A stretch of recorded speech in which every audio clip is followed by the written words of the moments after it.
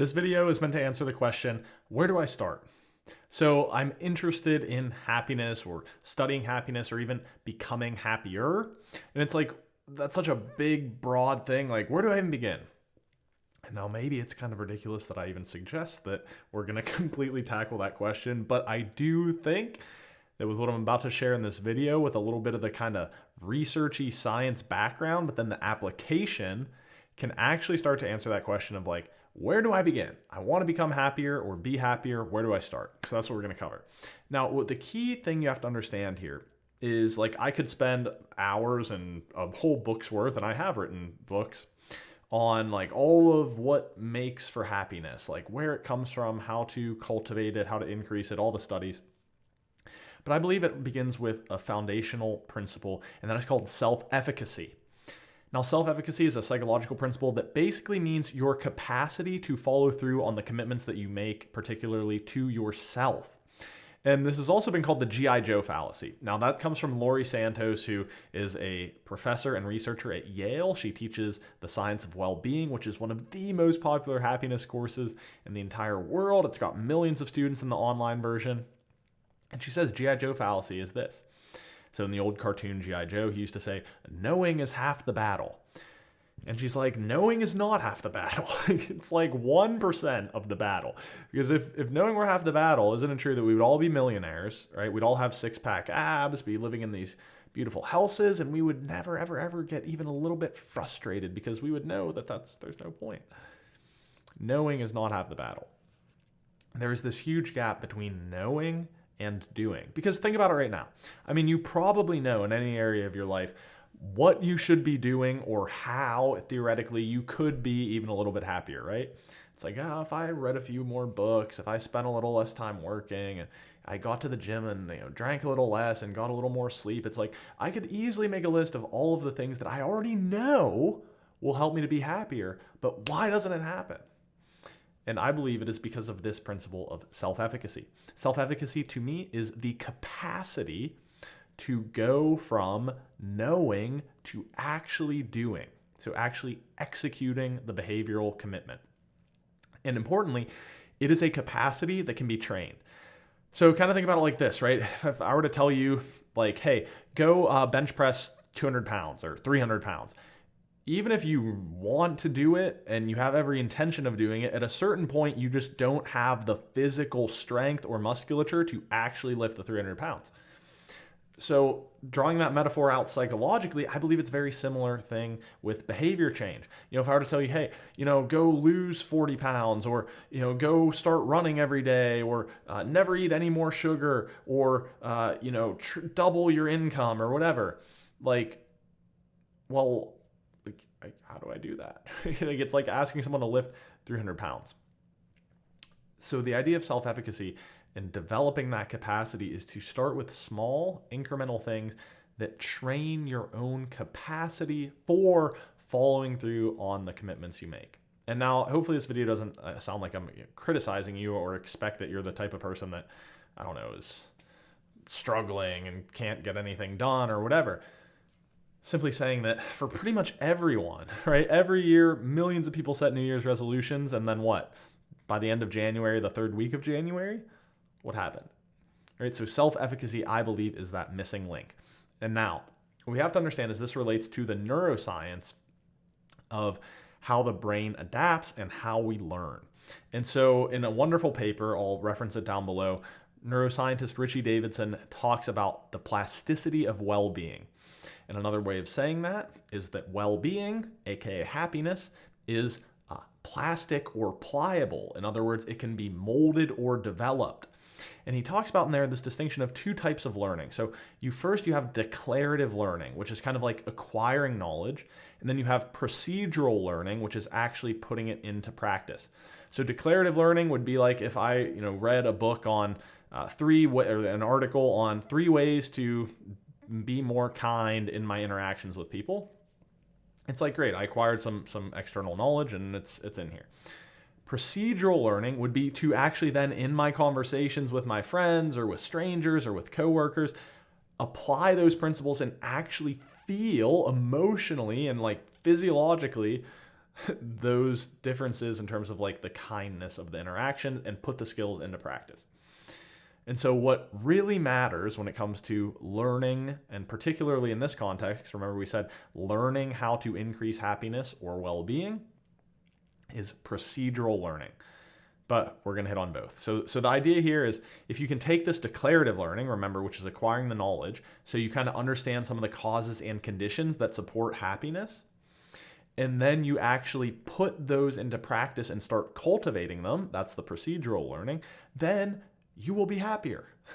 It's kind of ridiculous, but I think it is quite literally that simple. And again, I think there's some pretty solid scientific literature that suggests this, that if you study the causes and conditions and then cultivate them, then you'll be happier. I sometimes call that my learned happiness model, but that whole thing's for another video. But we can just agree on that, right? That we can get this declarative acquisition of knowledge and then the procedural practicing of the skills.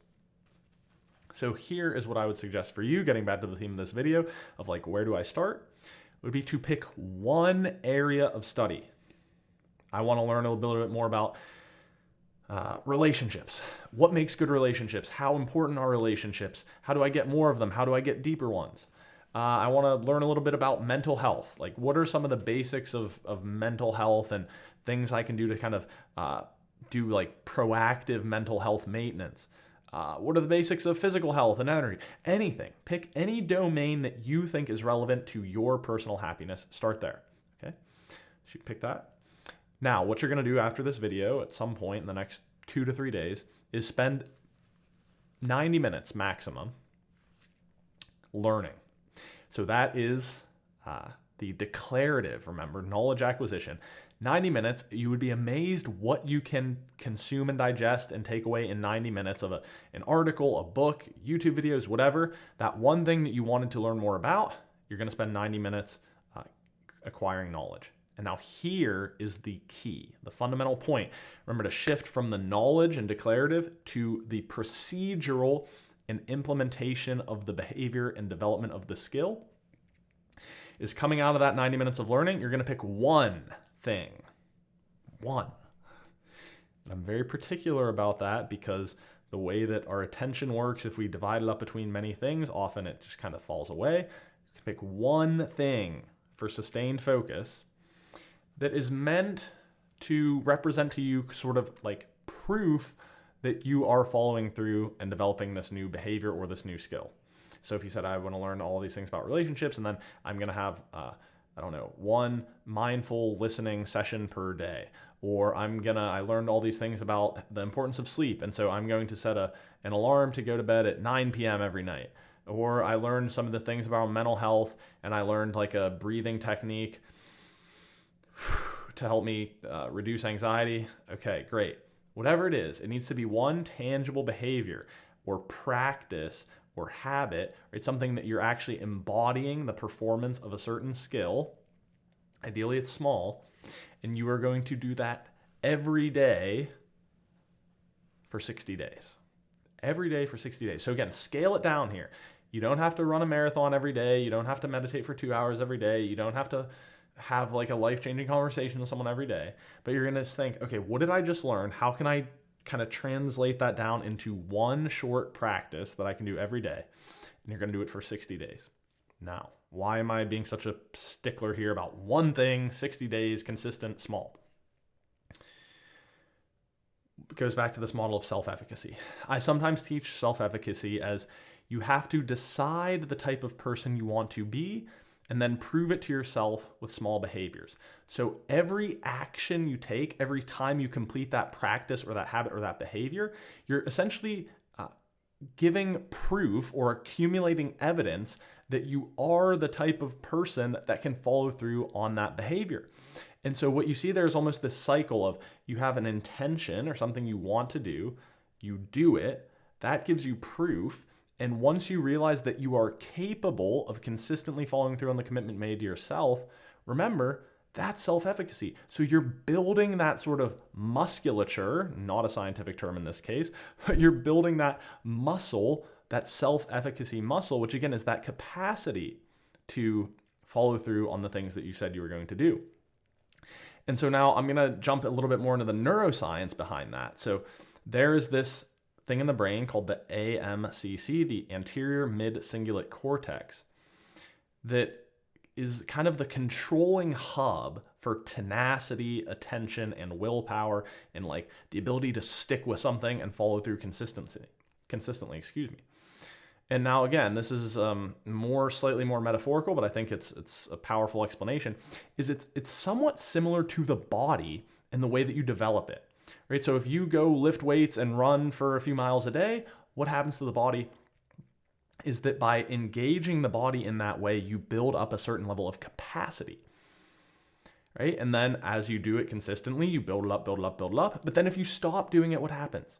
You don't just work out for 3 months and then you're fit forever. Your muscles and your cardiovascular system, et cetera, right? They weaken. The aMCC, it's a lot of acronyms, works in a very similar way. So if you say take a cold shower every day, you take the cold shower the first day, the second day, the third day, you can actually see this area of the brain, the aMCC, developing and getting slightly larger and developing more dense connections and firing. But then if you cease that, in this case, cold exposure, you can see the activation reducing in that area of the brain diminishing. And so very similar to how your muscles work or how you're getting in shape, so to speak, this area of the brain that is responsible for our tenacity, our willpower, and our follow-through, again, self-efficacy, going from knowing to actually doing and doing consistently, it's kind of like use it or lose it. That it's a capacity that is developed through repetition, training consistently. And so that is why I believe this is sort of a formula. Granted, it's not a magic formula or a catch-all formula.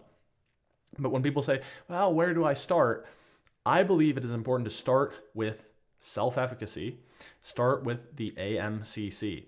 And so what you're doing here is you're picking one thing that you've learned about a little bit, again, declarative learning, and then you're making that procedural learning. But as you're doing that, what you're really strengthening is your capacity for self-efficacy so that you can then pick other areas of your life that you wish to improve upon and follow through on those commitments you made to yourself, rather than being one of these millions of people who just says, yeah, this year I'm gonna start reading more, I'm gonna get better at being focused at work, and I'm gonna lose a few pounds, and then they never open the book, they never step outside or go to the gym, and they're still on their phone all day at work.